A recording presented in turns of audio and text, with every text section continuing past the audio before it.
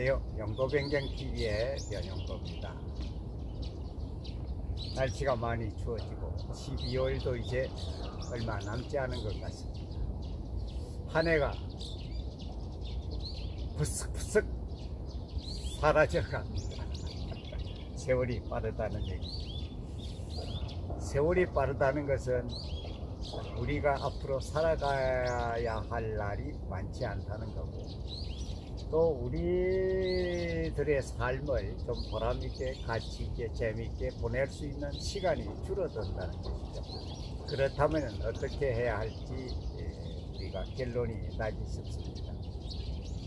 우리가 현재 살고 있는 이 시간을 정말 재미있고 보람있게 보내야 되는 것이다. 세월의 빠름을 말씀드렸습니다만, 저는 47살의 나이에 평생 직장이라고 여기던 회사에서 퇴직을 했습니다. 47살. 당시에는 평생 직장이라고도 생각해서 그 직장에서 끝나면은 정년을 하고 얼마 남지 않은 생활을 하다가 저 세상으로 간다고 이렇게 여겼기 때문에 노후에 특별한 준비를 잘 하지 않은 것이 우리들의 현실입니다. 아마 대부분 그랬을 거예요. 물론 그렇게 된 바탕에는 자녀들을 위한 교육 이런 것들이 또 크게 작용했고 거기에 매달렸기 때문일 수도 있습니다. 누구나 어쩔 수 없는 그런 환경을 살았죠. 우리의 인생은 누구의 것입니까? 우리 자신의 것이죠. 내 인생이죠. 이 세상을 두 번 살 수 있는 것은 아니니까 한 번 사는 것. 한 번 왔다가 가는 우리 인생이니까 우리의 인생을 어느 순간에든 내 인생을 되찾을 수 있는 것이 가장 필요하지 않느냐 이렇게 생각합니다. 그러면 어떻게 해야 될 것인가 하는 문제를 생각하지 않을 수 없습니다. 저는 조금 전에 말씀드린 대로 47살에 퇴직을 해서 그야말로 먹고 살기 위해서 별별 일을 다 하며 생활을 했었습니다. 제가 1997년 12월 말에 그만두었으니까 그 다음에 몰아닥친 금융위기 IMF로 인해서 정말 재취업을 하거나 창업을 하는 것도 상당히 어려웠고, 재취업은 정말로 하늘의 별따기여서 거의 되지 않았고, 그러다 보니까 할 수 있는 것이라고는 어떤 창업을 하는 것이었어요. 창업을 하는 것. 저는 47살에 하루아침에 퇴직을 하고 보니 한동안은 정말 자신에 대한 초람, 또 자괴감 이런 것들로 실제 방황도 많이 했습니다.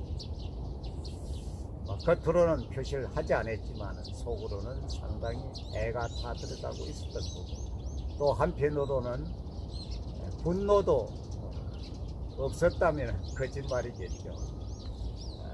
그런 생활을 한 1년 정도 거의 가까이 보내다가 이래서는 아니 되겠다는 싶은 생각이 들기 시작했습니다. 물론 퇴직금으로 받은 돈도 거의 다 떨어져 나가서 생활비를 마련해야 될 그런 입장에 처하게 됐죠.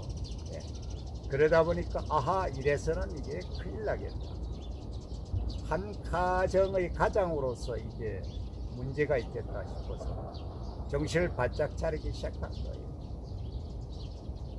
그러면 어떻게 해야 지금까지 그런 어떤 자괴감이라든지 불만, 분노 이런 걸 감출 수 있을까?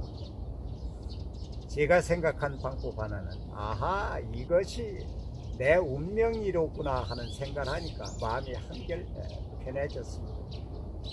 이것이 내 운명인데 내가 어떻게 하겠어? 다 내 탓이지 하는 생각을 돌리기 시작했어요. 내 탓이지. 물론 직장 생활에서 그렇게 큰 문제가 있었던 건 아니고, 그래도 나름으로 회사에 큰 공로도 많이 하고 남들보다 앞서 갔습니다만, 아마 무언가 나 자신에 대한 무언가 문제가 있었던 것이다 라고 이렇게 생각을 돌리니까 마음이 더 편해졌어요.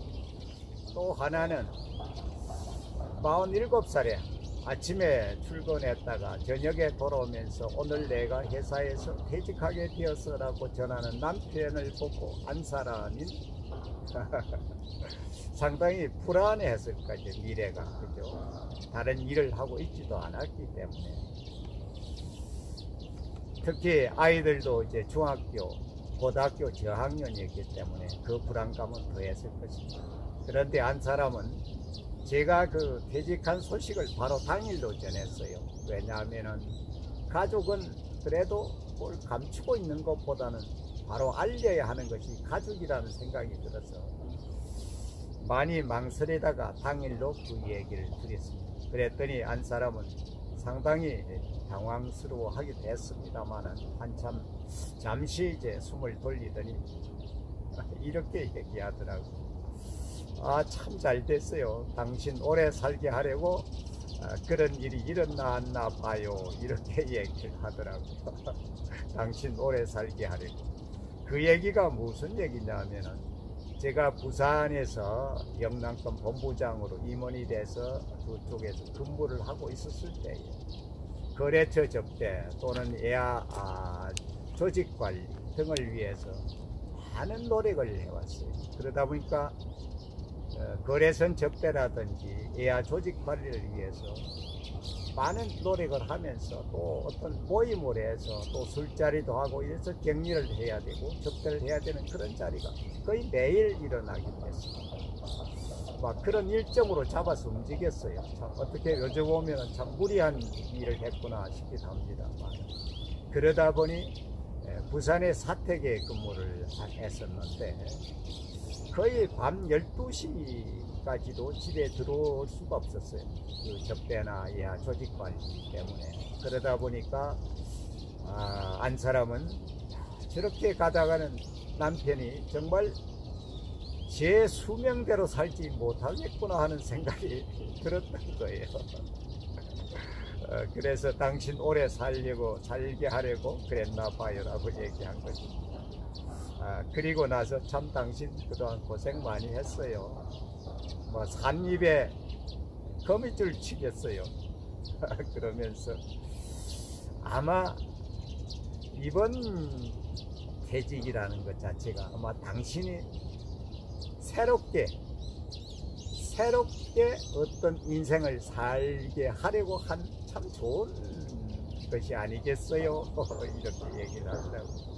그 얘기가 지금도 귀에 쨍쨍합니다. 그러한 가족의 어떤 격려, 가족의 힘 그 자체가 정말 우리의 후반생을 더 아름답게 꾸밀 수 있는 그런 발판을 만들어준 것이라고 봅니다.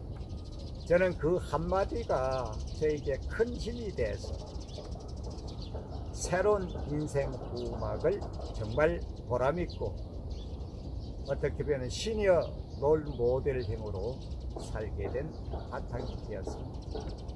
그래서 우리는 가족이면 가족은 뭐예요? 서로를 이해하고 서로를 보듬어줘야 또 서로를 사랑해야 되는 그 가족의 미래를 위해서 무언가 헌신도 하면서 살아가야 되는 것이라고 생각합니다. 가족의 한마디 정말 큰 역할을 한다는 것을 오늘 말씀드리고자 합니다. 때로는 누구나 잘잘못을 할 수 있고 또는 공경에 처할 수도 있습니다. 그러한 속에서 끄집어내서 새로운 삶을 만들어가는 가장 큰 힘은 바로 가족의 힘입니다. 연말이 다가가는 한 해가 저물어가는 이 시간, 우리 가족의 힘을 한 번 더 생각해 보았으면 좋겠습니다. 여러분, 행복한 가족들과 함께 다정다감하게 연말을 멋지게 보내시고 다가오는 새해의 꿈을 더 좋은 꿈을 꾸시기 바랍니다. 여러분 감사합니다. 감사합니다.